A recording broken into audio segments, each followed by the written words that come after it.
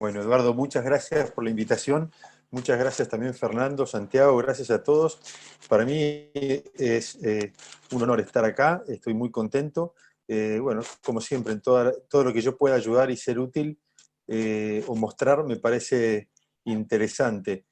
Eh, Soy bisnieto. Ahí está el Viña. instituto de 1931. Eso lo creó mi bisabuelo. Después vino mi abuelo con Juan Carlos, quien fue el jefe del servicio del Hospital de Clínicas, mi padre y yo.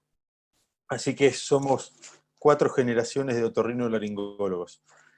Bueno, yo en particular quería, así como me pidieron que demos la mesa sobre la cirugía endoscópica, me pareció que interesante que vayan mostrando un poquito las cirugías que nosotros más usamos el endoscopio.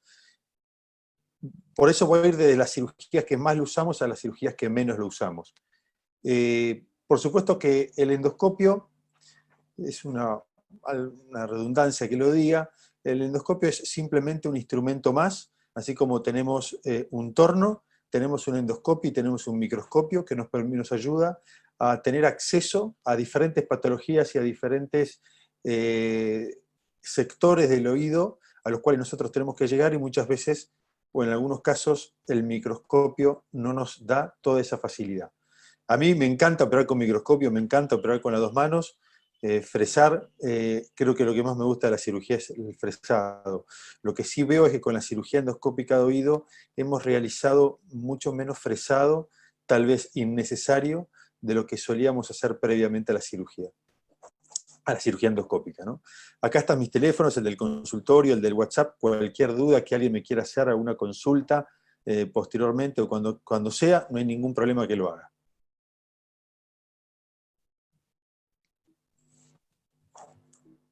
Bueno, tengo un problema, no me pasa la diapositiva, ¿verdad?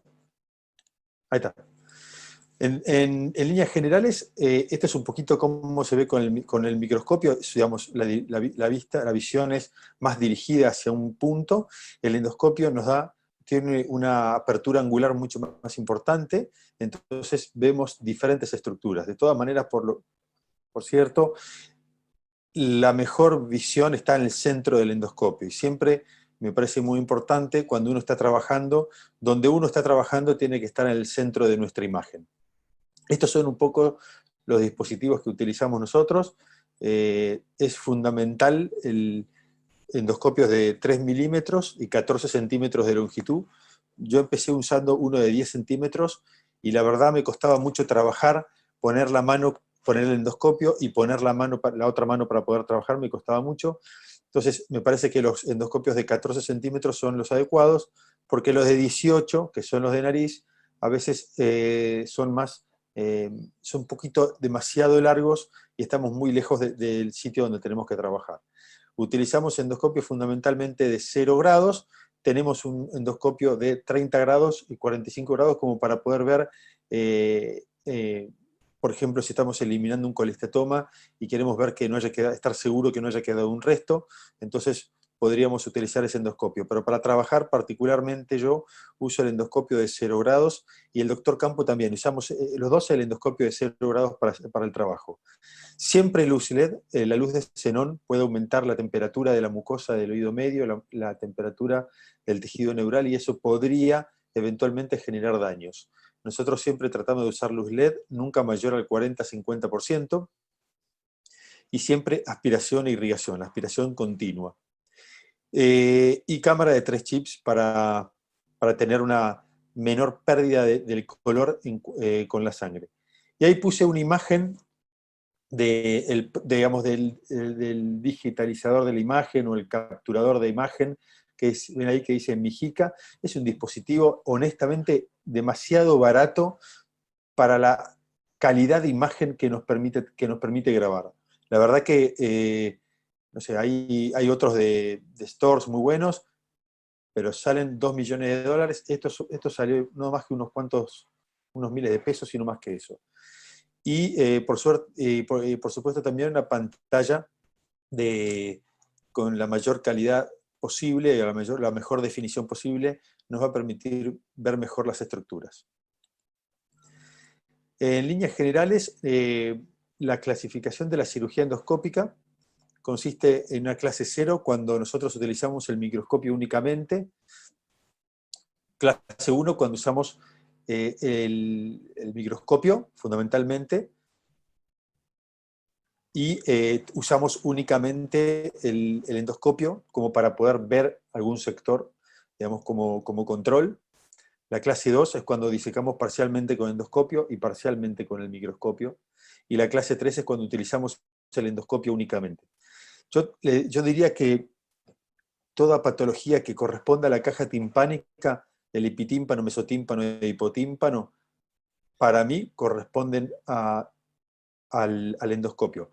Por supuesto que tiene sus excepciones y lo vamos a ver. Todo lo que está del aditus adantrum hacia adentro lo podemos sacar con microscopio. Si nosotros vemos que la patología, por ejemplo, un colestatoma, que es lo más frecuente, está en el ático y se extiende apenitas al antro, por ahí se acerca al antro, pero no se adhiere al antro, podemos realizar un pequeño fresado del marco timpanal o curetear el marco timpanal, el scutum, y acercarnos y poder eliminar toda la patología endoscópicamente. Pero no hay ningún problema eventualmente en transformar la cirugía y utilizar un endoscopio, un microscopio por vía retroauricular para hacer una antrotomía, o en algunos casos lo que nos gusta es hacer una cirugía, una incisión endopreauricular también con el microscopio, y hacemos un fresado a través del orificio del conducto y fresamos el marco timpanal con mayor comodidad para llegar al fondo de la patología y poder eliminarla. Este es un poco el porcentaje de cirugías que hago anualmente. Entonces, como ustedes pueden ver acá, el 74% de mis cirugías son con endoscopio. Son miringoplastias, estapedioplastias, timpanoplastias. Después, como dice ahí, si la timpanoplastia consiste en la resección de un colestatoma, ya las cosas cambian. O sea que por lo menos el 74% de las cirugías que realizamos son con endoscopios. Entonces vamos a comenzar por la primera. Como les dije, para mí la cirugía estapediovestibular es la cirugía con la cual que más indicación tiene para mí para hacer una técnica endoscópica. ¿Por qué? Simplemente porque veo espectacularmente bien. Eso no quiere decir que uno no pueda cometer errores o tener ciertas dificultades, porque las tenemos como todos, pero eso por lo menos en mis manos me siento mucho mejor usando el microscopio el endoscopio que usando el microscopio. Hay variaciones en la técnica. Yo de hecho aprendí a hacer la cirugía con microscopios. La realidad es que fundamentalmente lo que tenemos que tener en cuenta acá es que tenemos una sola mano. Entonces, ciertas situaciones que antes nos ocupábamos con dos manos, ahora tenemos que hacerla con una. Y otra cosa que tenemos que tener en cuenta es que, por lo menos nosotros hasta el momento, no tenemos un láser de dióxido de carbono de contacto, por lo que nosotros realizábamos previamente, por ejemplo, la sección de la crura posterior con un láser de dióxido de carbono y una apertura de la platina. Hacíamos una platinostomía en la medida de lo posible, siempre platinostomía de seguridad con un láser, y actualmente lo hacemos con una punta como lo estamos viendo en este momento en la imagen de la derecha. Nosotros lo primero que hacemos es, una vez que expongo bien el sitio a trabajar, donde yo vea bien la pirámide, el tendón, el facial en su segunda porción, la articulación incudo-estapedial, entonces en la medida de lo posible cureteamos lo suficiente como para poder ver la platina, y posteriormente hacemos la platinostomía de seguridad. Después, todo es lo mismo que podemos hacer con un microscopio, como lo estamos viendo a la izquierda, que es un paciente, como por ahí estuvieron viendo durante la imagen, si no lo vamos a poder ver cuando se repita, es un paciente que tenía una exostosis relativamente importante, y entonces preferí en ese caso usar el microscopio para realizar el fresado de la exostosis, y bueno, por supuesto que ya terminamos la cirugía con el microscopio, no hay mayor problema por eso. Pero bueno, si yo tengo que elegir una de las dos técnicas, sin duda voy a elegir el endoscopio sobre el microscopio. En cuanto al por qué, bueno, en sí porque tenemos los mismos resultados, audiológicamente hablando, tenemos el mismo resultado que tenemos con los microscopios, y tenemos menos complicaciones. Fundamentalmente, menos complicaciones sobre la cuerda del tímpano, sobre el trabajo en el decolado del conducto. Tenemos digamos, que tengamos menos lesión estructural de la cuerda vocal, discúlpame, de la cuerda del tímpano. No quiere decir que no tengamos trastornos del gusto, por supuesto que eso, así nosotros en la cirugía apenas o muy delicadamente toquemos la cuerda del tímpano, tenemos posibilidades de que el paciente, o altas posibilidades, de que el paciente tenga algún tipo de trastorno en el gusto. Entonces, digamos, a mí mi sensación es que tengo una mejor conservación de esas estructuras, sumado que el resultado audiológico está muy bien. El doctor Orfila siempre nos recuerda una frase del doctor Antonio de la Cruz, que dice que la mejor técnica es la técnica con la que cada uno se sienta cómodo y tenga buenos resultados audiológicos, ¿no? Donde más del 90% de los pacientes operados terminen con un gap inferior a los 10 decibeles. Y estadísticamente yo no tengo ninguna variación entre la técnica con endoscopios y microscopio. Más o menos el 93% de los dos grupos, el 93 y el 93,5 respectivamente, tienen una separación osteoaérea inferior a los 10 decibeles después de la cirugía. Pero sí tengo menos complicaciones posoperatorias, como les decía. El riesgo de cofosis posoperatoria es igual, las hipoacusias neurosensoriales posoperatorias son exactamente iguales. Y en mis manos realizar esta cirugía, la cirugía de plastia con endoscopio, es en mis manos mucho más rápida, me lleva mucho menos tiempo y me siento más seguro y estoy más conforme. Por lo que yo, al menos hoy, no veo ninguna razón por la cual tuviese que cambiar esa técnica. La segunda, por supuesto, es la miringoplastia, ¿no? La reconstrucción de la membrana del tímpano. Entonces, ¿por qué? Porque tengo una visualización de los márgenes como nunca logré tenerlos con un microscopio. A mí me enseñó a operar Ezequiel Campo, y siempre que él era una persona muy generosa en todo sentido, bueno, y también me dejaba operar un montón. Y la verdad es que yo le decía, la verdad, Ezequiel, vos me decís que estamos viendo esto, yo te entiendo, pero yo no me sentía como que yo estaba viendo lo que realmente se suponía que estaba viendo. Realmente no veía los márgenes de la perforación o no veía, como lo veo hoy, el contacto del injerto que nosotros ponemos con el margen de la membrana timpánica. Y una de las cosas que a mí me encantan es hacer, como se ve en la cirugía, es una incisión que me permita que vaya si yo tengo el límite de mi perforación, que es fundamentalmente posterior, yo puedo decolar el conducto en su sector posterior, parte del piso del conducto, y voy a estar bien.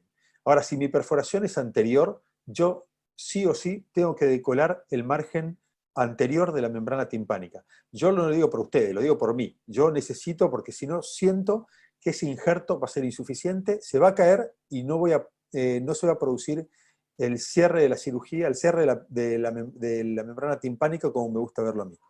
Entonces, en mis manos necesito decolar el conducto, y me pareció esta una perforación interesante, donde se ve que la perforación es relativamente importante, y nada, se ve cómo decolamos el conducto. Nosotros solemos hacer esto. A veces para decolar el conducto utilizamos, sobre todo el doctor Campo, un bisturí monopolar a una intensidad muy muy baja, en 1 o 2, no mucho más que eso, y eso en algunos casos puede favorecer a evitar el sangrado intraoperatorio, lo cual nos da una mano importante. Honestamente, yo en la medida de lo posible, salvo que el sangrado sea muy muy importante, prefiero no usar un monopolar sobre la piel delgada del conducto, y utilizamos un bisturí redondo común y silvestre, que utilizando también unas torundas como estábamos viendo antes, esas torundas que están embebidas en adrenalina y solución fisiológica, y para mí tiene muy buen resultado. También en ciertos casos, además del pericondrio, también ponemos alguna porción de cartílago. A veces tomamos cartílago septal. El cartílago del septum nasal es un cartílago mucho más resistente y nos permite tener una conservación del injerto a largo plazo. Obviamente que la desventaja de la cirugía, de este tipo de cirugía, es usar una sola mano. Nosotros actualmente sacamos fundamentalmente injerto del trago para tener pericondrio. El injerto del trago es siempre mucho más chico que un injerto que podemos sacar como la fascia temporal, pero lo que tiene es que no se retrae. Y una de las cosas que más me sorprendieron a mí de la cirugía endoscópica en su inicio es ver con qué rapidez la membrana timpánica crecía y se cicatrizaba el oído utilizando una técnica endoscópica comparado al microscopio. Yo no sé si es porque con el microscopio tenemos que hacer un mayor legrado de las estructuras de los planos, y eso hace que haya más un trastorno vascular que se asocia a la cicatrización. La realidad es que con el endoscopio la cicatrización es muy rápida, muy, muy rápida.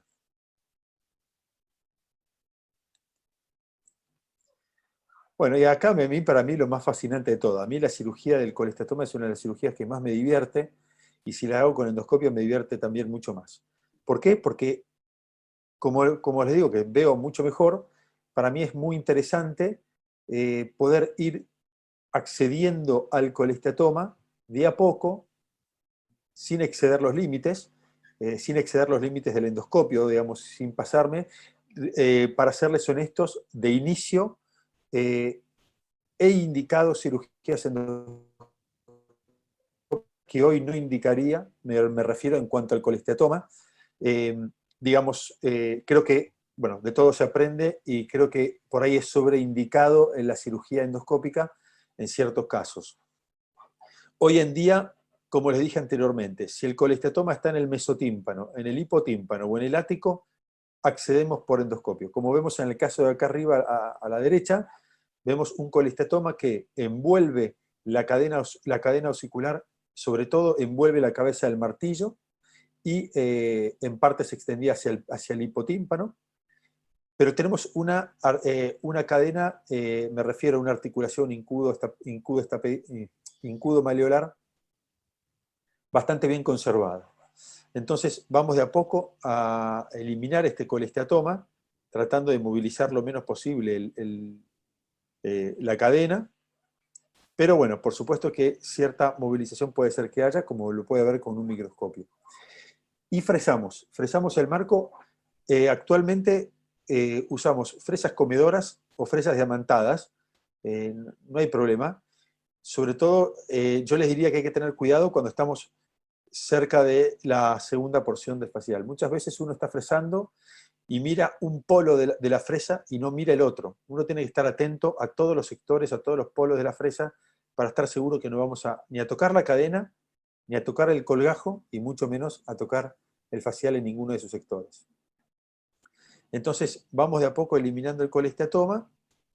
Cuando queda una pequeña porción, que ya vamos a ver que queda sobre todo en la parte más anterior de la articulación, entonces utilizando ahora sí fresas diamantadas para evitar o si llegásemos a tocar la cadena, que el estímulo sea lo menor posible. Entonces vamos a llegar a poder eliminar lo que queda del bolsillo de retracción. En este caso, por supuesto que no siempre, porque en este caso la cadena no estaba particularmente erosionada o involucrada, entonces la cadena se conserva por completo. Luego reconstruimos, tratando de reponer la membrana, y vamos a cerrar con cartílago y pericondrio como cualquier caso. Después me pareció muy interesante mostrar casos. A mí no me gusta particularmente las prótesis de titanio. Las prótesis de titanio, al menos a mí, se me han extruido un montón de veces. Le ponemos el cartílago separando el colgajo tímpano-meatal de la prótesis, pero he tenido, por lo menos yo, malos resultados, y me gustan mucho más las prótesis de hidroxiapatita, pero sobre todo lo que más me gusta es el yunque. Entonces, si yo tengo un yunque, un estribo intacto, vamos a poner un PORP de hidroxiapatita, por supuesto también separándolo del colgajo tímpano-meatal con una placa de cartílago, eso siempre. Y si no, fresamos el yunque, ¿eh?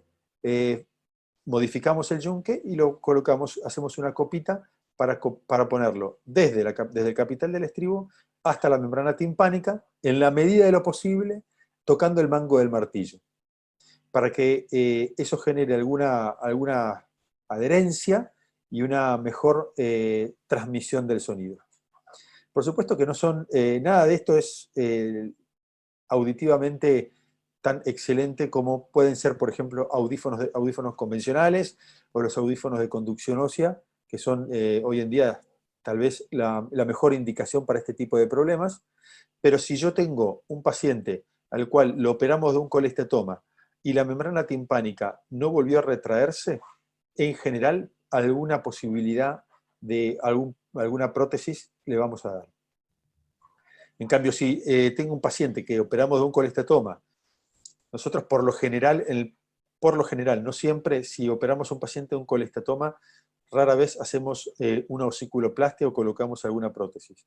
Pero si lo hacemos posteriormente, si yo veo que controlo y la membrana no se retrae, le damos la posibilidad con alguna prótesis o con el yunque, y si vemos que la membrana por todo lo contrario se retrae y por ahí no forma colestatoma, pero tiene ciertas retracciones que no me permitirían un buen funcionamiento de una prótesis, obviamente que solamente lo controlamos, no lo operamos y vemos algún otro tipo de estímulo auditivo para darle al paciente. Entonces, un paciente, por ejemplo, que le ponemos un PORP y ponemos la placa de cartílago y por encima rebatimos nuevamente el injerto. Todos estos pacientes ya habían sido operados por un colestatoma y digamos, era como había quedado su cadena osicular y no habían vuelto a formar su colestatoma. El TORP en sí, si yo pongo un TORP, ya sea con yunque o hidroxiapatita o policel, siempre ponemos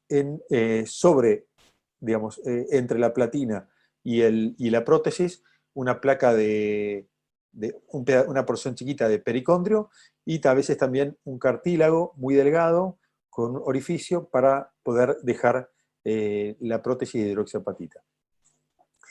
Y después acá hay una cirugía que me pareció interesante mostrarles, al menos en parte, esta que está abajo a la izquierda y que se ve más grande. Este es un paciente que tenía un colestatoma aparentemente embrionario y que produjo la erosión de la cabeza del martillo y la erosión de parte del cuerpo del yunque. Y como vamos a ver, ahí estamos cureteando el marco y el escutum para poder acceder a la patología que estaba medial a la articulación. Pero no solamente que estaba medial a la articulación, sino que involucraba también a celdas supralaberínticas que ocupaban el oído medio, que ocupaban, serían parte del oído, ¿no? Entonces vamos de a poco eliminando o exponiendo el colestatoma y vamos a ver que la segunda porción del facial, a nivel ya del otro lado, o sea que ya va a haber pegado la curva y vamos a empezar a observar el ganglio geniculado. Lentamente vamos sacando el colestatoma y ahí es cuando, en ese momento, es cuando tenemos que tener mucho cuidado con, como les decía, con la segunda o con el primer codo del nervio, el ganglio geniculado,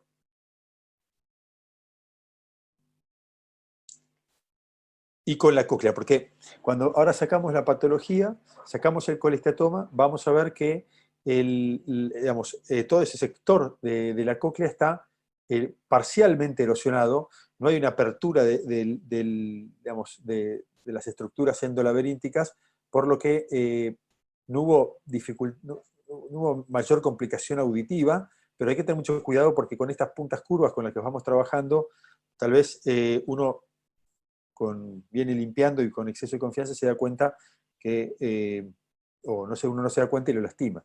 Entonces ahí no sé si ven ustedes mi puntero, mi flecha, pero ahí es donde ahí estamos viendo muy bien la cóclea por encima. Digamos, esta cirugía, creo que realmente, este es un tema que para mí es muy interesante discutir, si acá usé un endoscopio y está correcto, o si hubiese sido preferible hacer una técnica radical con microscopio, fresar todo, y bueno, nada, y haber hecho una técnica radical me podría haber dado tal vez en cierta medida mayor seguridad. Bueno, yo la verdad que este paciente lo operamos hace más de un año, le hicimos una tomografía posoperatoria hace 10 días, la verdad es que se ve muy bien, no se ve signos de recidiva, pero a mí me va a dejar más tranquilo cuando me traiga la resonancia.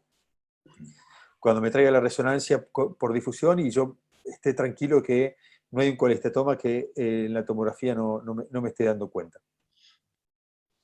Entonces, como les digo, acá lo importante es sentirse seguro. Si uno está seguro de lo que está haciendo o se siente cómodo cómo está trabajando, me parece que eso es la mejor alternativa que nosotros tenemos que usar, no solo para la cirugía de la estapedioplastia, sino para todas las cirugías, cualquiera sea la cirugía.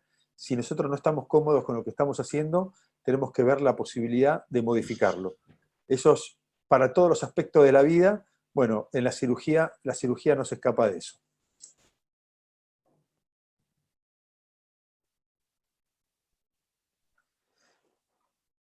La canaloplastia nosotros utilizamos la cirugía endoscópica, hemos operado pacientes con exostosis, pacientes con colestatomas del conducto. Ahí vemos abajo a la izquierda un fresado a través del conducto por un paciente con una exostosis. La verdad, honestamente ya no lo estoy haciendo con el endoscopio. Si bien nosotros utilizamos una placa de silicona muy chiquitita, que ahora ya la van a ver y van a ver cómo va protegiendo el resto del colgajo y el resto de la piel. La verdad que no me siento incómodo, pero acá la mayor dificultad que tengo en una cirugía endoscópica, en una canaloplastia endoscópica, es que como yo no estoy completamente adentro con mi endoscopio dentro del conducto, estoy muy afuera y tengo dificultad en sostener el endoscopio y poder trabajar tranquilamente. Entonces, si yo tuviese que hacer esto hoy en día, sin duda que lo hago con microscopio, y de hecho van a ver que en esta cirugía es también una cirugía con estapedioplastia, y vieron ya en la diapositiva de la estapedioplastia que, que yo en el siguiente caso lo que hice fue fresar el conducto con un microscopio y terminar la cirugía con el microscopio. Me parece que para este tipo de situaciones donde tenemos que fresar demasiado, la técnica, la técnica endoscópica del conducto no vale mucho, no tiene mucho sentido. Sí, en cambio, a mí me deja conforme la cirugía endoscópica del oído cuando se trata del conducto, pero es un colestatoma del conducto, como podemos ver acá. Yo en ese caso me quedo tranquilo, me siento cómodo, ahí no tengo mayor dificultad, pero no para la exostosis. En los casos de los osteomas, bueno, son cirugías muy cortitas, nosotros simplemente cureteamos el marco del osteoma, fresamos un poquito el pedículo y no más que eso. Así que en ese caso podemos usar endoscopio, microscopio, incluso hacerlo con una lupa o con luz, una cialítica está muy bien. Bueno, pero para la cirugía del colestatoma, como les decía, del conducto auditivo, sí utilizamos endoscopios, fundamentalmente porque lo que tenemos que hacer ahí es un fresado del hueso de las paredes óseas para tratar de dejarlas lo más lisas posibles, sin pedículos que vayan después a evitar una buena cicatrización del conducto. Y una cosa muy importante que es en esta cirugía es que nosotros tenemos que levantar la membrana timpánica. O sea, y yo apenas tengo la posibilidad, sobre todo en las exostosis, de colar el marco timpanal y quitar esa, de alguna manera, adherencia que tiene la membrana timpánica a su marco, lo antes que puedo lo hago, porque eso va a hacer que la transmisión de la vibración que yo estoy generando con el torno sea menor. Entonces, me parece muy importante poder reducirlo, y como le decía, la mejor manera es decolar la membrana timpánica inmediatamente nosotros podamos, porque no siempre las exostosis nos dejan llegar al marco timpanal y poder fresarlo. En este caso, que era un colesteatoma del conducto, en cambio, sí podemos porque no tenemos una exostosis que nos esté tapando. Y acá vamos a ver cirugías. Tenemos glomus timpánicos y otros tumores del oído medio, como un tumor neuroendocrino. Acá van a ver uno que tiene un tilde verde y la otra que tiene una cruz roja. Son dos glomus timpánicos que ocupan 100% de la, membrana, la caja timpánica. La realidad es que hubiese sido mucho más sencillo hacer una cirugía con microscopio, ya sea si querés con una incisión endopreauricular o una incisión retroauricular, como sea más cómodo para cada uno, pero vamos a poder tener un mejor manejo utilizando los dos brazos, las dos manos, en el caso de este glomus que ven a mano izquierda. En cambio, el glomus que se ve a mano derecha es un glomus muy pequeño. La verdad que me pareció súper divertida la cirugía. Nosotros con una punta monopolar, como ven ahí, vamos cauterizando la lesión, y cuando vemos que está bien cauterizada lo removemos con una pinza, con una copita delicada, y se da por finalizada la cirugía, y la verdad que la mejoría del síntoma es prácticamente inmediata. Así que es una cirugía muy satisfactoria. En el caso contrario, como veíamos anteriormente, que les estaba diciendo anteriormente, que es la imagen de la izquierda, es una cirugía que se extendió más de lo que se tenía que extender. Hubiese sido más corta si lo hubiésemos realizado con microscopio, y me parece que eso fue, como les dije anteriormente, en ciertos casos donde la indicación estuvo más forzada que lo que realmente nosotros tendríamos que haber hecho. Me arrepiento en parte no, porque eso me dio cierta experiencia y me hizo darme cuenta que por ahí no tenía mucho sentido. Pero bueno, para la próxima creo que hubiese elegido sin duda un microscopio y hubiese podido resolver el problema exactamente igual que si lo hubiésemos hecho con el endoscopio. Así que, lo que sí vemos abajo a la derecha, esto es un tumor, se llama un tumor neuroendocrino, es un tumor de la mucosa del oído medio, que había generado una erosión relativamente importante de la cadena, y sobre todo había desprendido lo que es el mango del martillo del tendón del martillo.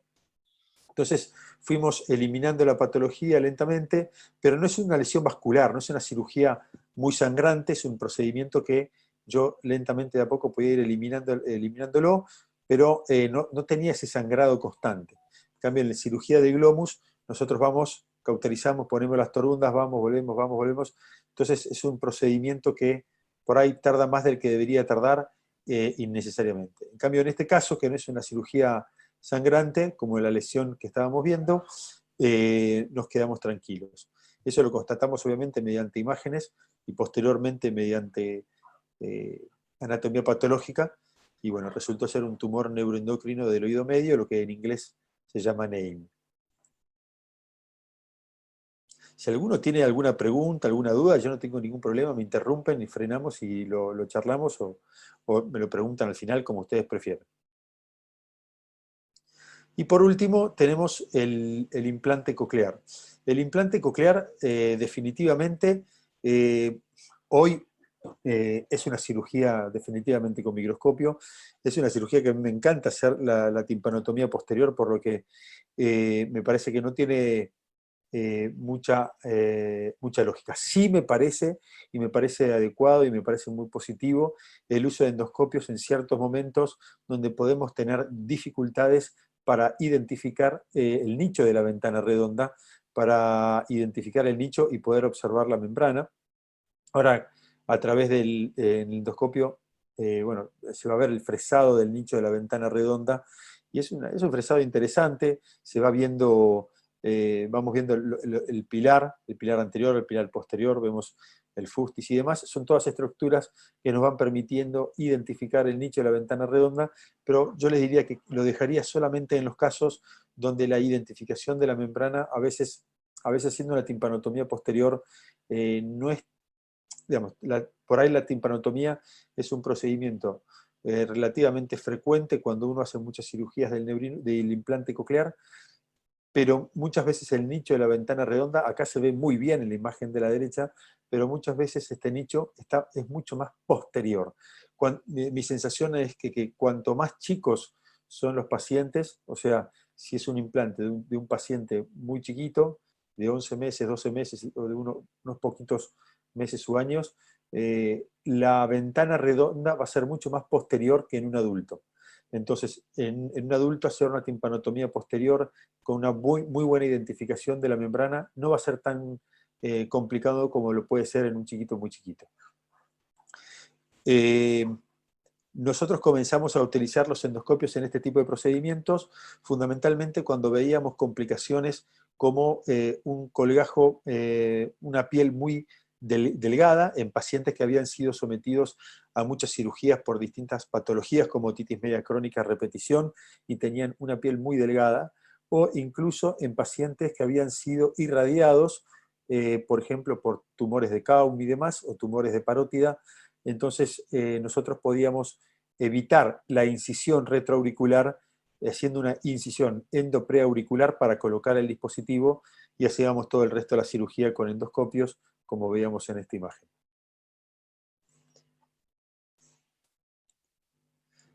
Así que cualquier pregunta, cualquier duda que me quieran transmitir, acá estoy. Y si no, como ahí tienen mi correo electrónico, mis teléfonos, cualquier duda, un placer ayudarlos en lo que sea cada uno, de lo que sea. Así que de vuelta, Fernando, Santiago, Eduardo, muchísimas gracias por invitarme, estoy muy contento de estar acá. Y bueno, estamos siempre para cuando nos necesiten.